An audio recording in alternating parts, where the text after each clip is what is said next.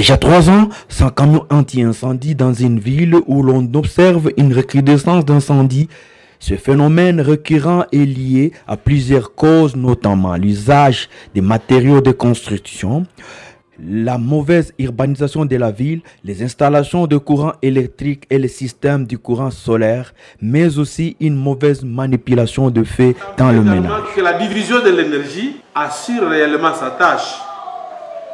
Qui vend les panneaux, qui installe les panneaux, qui vend les courants, comment on installe les courants et comment on les fait sur le terrain. Les mesures de contrôle du système électrique dans la ville, s'il n'est pas réalisé d'une manière sérieuse, à 13%, on a des cas d'incendie. Mais vous allez retrouver que beaucoup de cas, 65,8%, sont des causes qui sont ici humaines, des causes liées au ménage.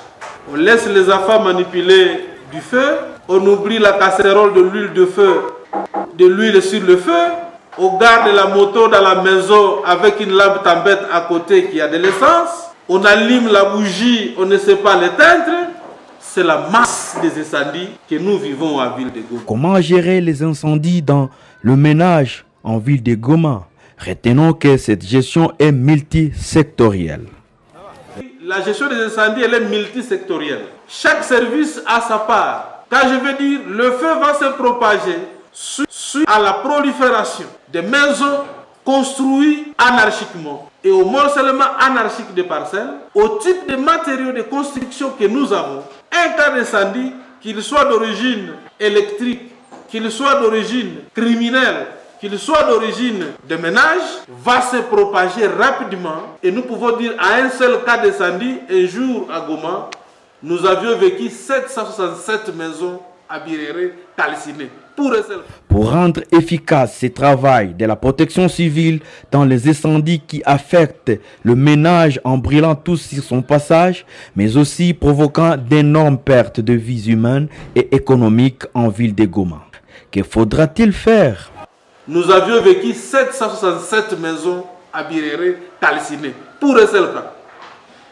Et donc, le maire de la ville aussi a à faire par rapport à l'urbanisation. Nous devons continuer à tracer les routes pour que nous devons continuer à urbaniser et à donner un bon lotissement dans la ville pour qu'on évite ces maisons à plage, ces constructions anarchiques. Ça vient à la fin, c'est l'alerte. Au niveau des ménages, il faut qu'on ait également des matériaux d'alerte. Il faut qu'on ait des extincteurs. Et il faut que chacun de nous sache que la mousse provient de l'eau et de l'aumont. L'aumont et l'eau, si vous les mélangez ensemble, ça va vous amener à limiter rapidement le feu, à réduire rapidement le feu. Si vous avez du sable, les incendies liés à l'électricité, facilement vous pouvez les éteindre. Si vous avez une couverture ou un couvercle, facilement vous pouvez le mettre sur la casserole de feu et le feu va s'éteindre. Et donc il y a des petites manœuvres que vous pouvez faire au niveau des ménages qui vous permettent à limiter le feu. Les derniers remparts pour la protection civile en cas d'incendie, c'est la gestion de temps, qui est un facteur très capital. La protection civile vient de lancer un numéro vert où il est joignable à tout moment en cas d'incendie. La dernière intervention, maintenant, c'est le corps des pompiers. Vous avez fait tout ce que vous pouvez faire, vous avez utilisé l'extincteur, ça n'a pas tenu. Les corps de pompiers vont arriver. La population de Goma devra atteindre les corps de pompiers au 082 08 00 001. 082 08 00 001. Et donc, j'annonce que le gouvernement provincial a acquis un nouveau camion anti-incendie pour la ville, un camion adapté. Mais j'interpelle la population à bien gérer ces camions. Nous avons tous suivi que les 3 ans, 100 camions anti-incendie dans la ville.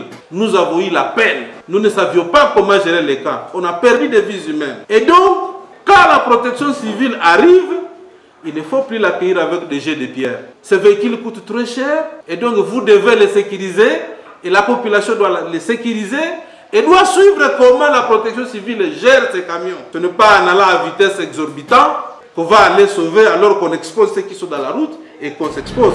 Doit suivre, la population doit suivre Et vous devez régulièrement me donner des rapports pour dire non, vos agents à tel endroit ABC. En dépit de mesures prises par le service de la protection civile pour intervenir à temps, l'on déplore que certaines personnes inciviques se contentent d'alerter pendant qu'il n'y en a pas un danger. Ce que fustige la brigade anti-incendie de Goma qui promet des sanctions contre les contrevenants. Dire non, vos agents à tel endroit ABCD. Les étudiants doivent éviter des alertes, des fausses alertes. Un étudiant qui veut analyser la capacité d'intervention de la protection civile, il nous alerte abusivement. Ils se mettent ensemble à un endroit X pour forcer qu'il y a alerte alors qu'il n'y en a pas. Au fur et à mesure que nous recevons des fausses alertes, nous passerions également que la bonne alerte, elle est aussi mauvaise. Et on ne pourra pas arriver à temps. Et donc, la personne qui sera attrapée par cette fausse alerte, elle sera condamnée sérieusement. Donc, je le dis. Et donc, voilà en synthèse comment nous pouvons gérer. D'abord, le contrôle de l'énergie par rapport à la division de l'énergie. De deux, le contrôle de l'urbanisation de la ville par rapport aux autorités. Et de trois, la réponse communautaire par les alertes et par l'acquisition de matériel de premier secours. Et de quatre, le corps des sapeurs-pompiers qui peut également venir